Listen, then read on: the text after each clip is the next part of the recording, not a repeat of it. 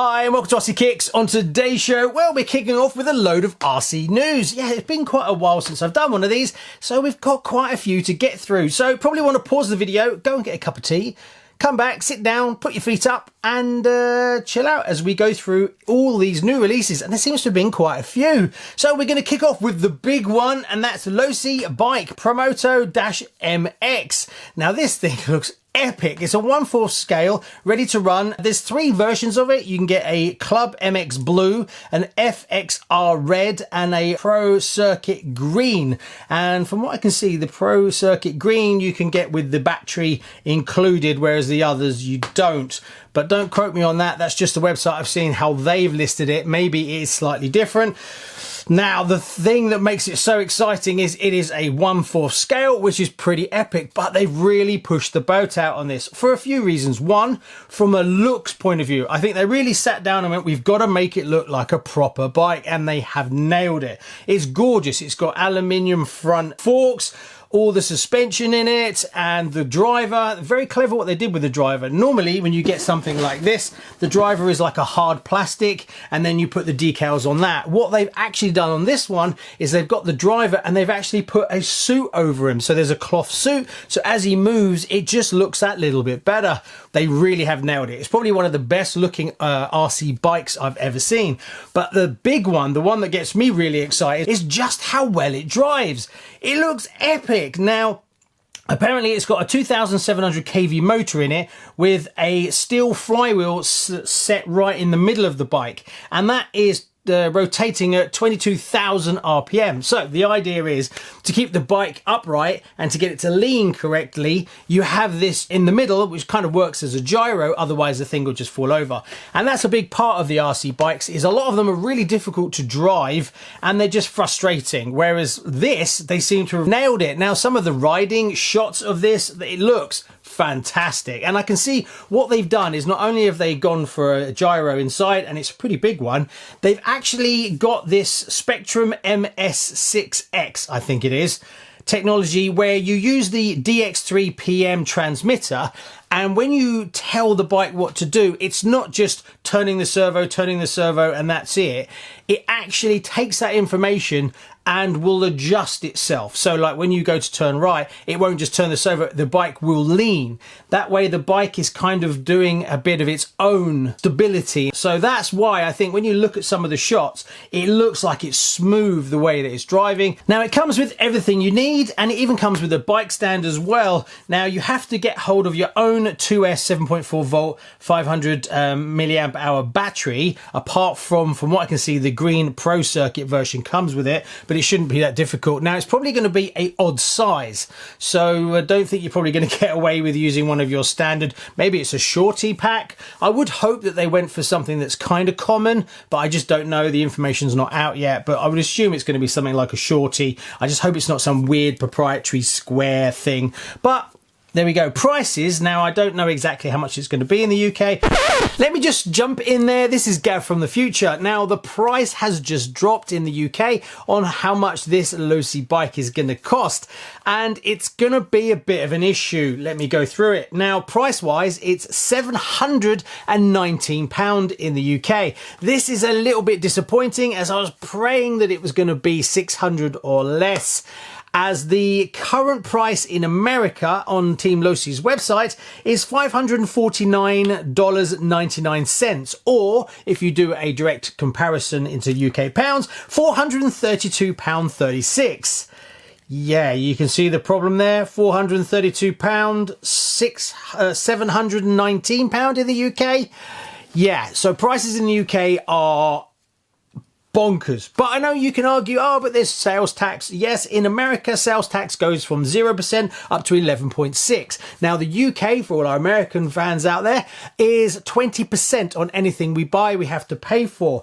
I just spoke to Adam from RC Action Australia, and he says in Australia, it's going to be 929 Australian dollars, which if you convert that into pounds is £488.51. So a little bit closer. Now, the sales tax that you pay in Australia is 10%. So we have to take that into account. Now, assuming you're going to pay the highest rate in America at 11.6%, you're still looking at £482. So there's still a massive jump from £482 to £719.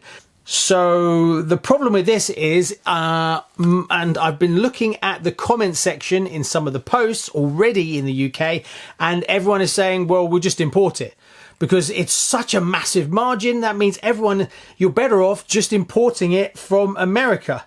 Because you're going to pay shipping and you're going to pay import duty, but the margin is so big, you're still going to save money. Now, why I don't like this is it's absolutely going to cripple the UK resellers, the shops, the online stores that are in the UK, because instead of them selling a unit on, people are going to import them from America. Plus, also on top of that, if you look at it with all the new interest rate hikes in England, it's just going to stop people buying units at all.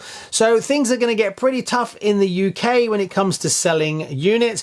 Now, if you're doing this kind of thing and ramping the price up even higher, you're just going to end up selling almost no units. So hopefully this is something that's not going to cause too much of an issue, as it looks like a brilliant product that might not end up selling very well in the UK because it's just priced off the charts.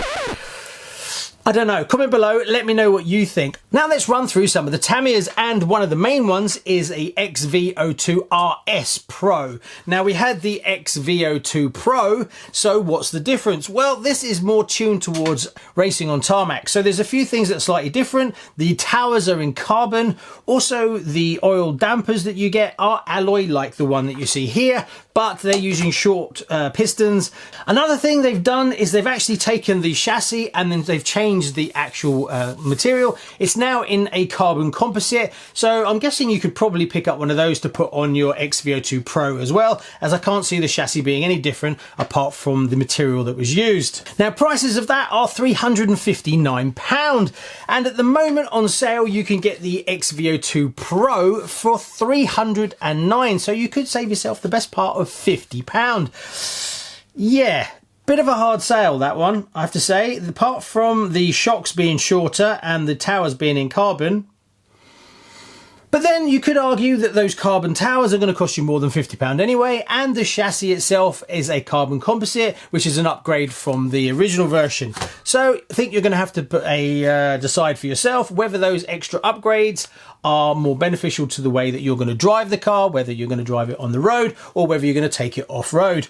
Honestly, I can't really say that the XVO2 Pro was that bad on-road and off-road. So are you giving up off-road capability for more on-road capability, whereas the XVO2 Pro was pretty good on both? I don't know. Comment below. Let me know. What do you think? Now, another good bit of news from Tamiya, finally, which feels like a lifetime, the Porsche GT3 992 TT02 has finally dropped. Yeah, it seems like they announced this about 6 months ago, but we've now got it. Now, obviously, it's on a TT02 chassis, which is pretty standard stuff, but the body set itself looks beautiful. Now, personally, I'm thinking I'll just buy the body set, as I already have my SRX waiting to have a body on it. Now, I was going to put something else on it, but I kind of like that Porsche, so I think I'll pick up that body set and then put it onto this one, as this is something a little bit special. Also, one little bit of information about Tamiya, the BBX that we were all itching to get our fingers on. Well, there's been some videos that have finally dropped. It looks like Tamiya USA has given out a few demo units, so there's a couple of videos that were showing it being built already, and it looks really good. Unfortunately, in the UK currently, we're looking at the 11th of August before we can get our grubby little hands on it. Now, I'm hoping it's going to sell really well. Unfortunately, things are getting a little bit tougher in the UK, so that's definitely going to have an impact, as I'm not sure how many people are going to have much free money to keep adding to their RC collection, as mortgages and food and electricity are continually going up. But you're looking at £319, and I hope this one is a massive success for Tamiya, as it is a totally new release. And it's the essence of what Tamiya used to do back in the day, as it's a character car, beautiful, doing its own thing, and it's stunning. So I need to save up some money because I want to get that one. Now let's talk about Schumacher and the release of the FT8. That's a front wheel drive version. Now I did have a Mission FT on the show and I really like the way it drove. I've sold it on quite a while ago and I don't have anything like this. And I was planning on getting it until I saw the price. I think this one is a bit more of a serious racer for someone who has quite deep pockets. Now you're looking at £429. Yeah. Now let's turn our attentions to Team Associated, kicking off with their entry-level Nissan 2023 Z. Now this is on the Apex 2 chassis, which is an evolved version, full plastic. It even has friction shocks, which is a little bit of a disappointment, but apparently they're not that bad. Make of that what you will. Now this has got a 550 motor in it, but I couldn't find what the turn was. But looking at some of the running footage, it looked like it had enough oomph to get it going.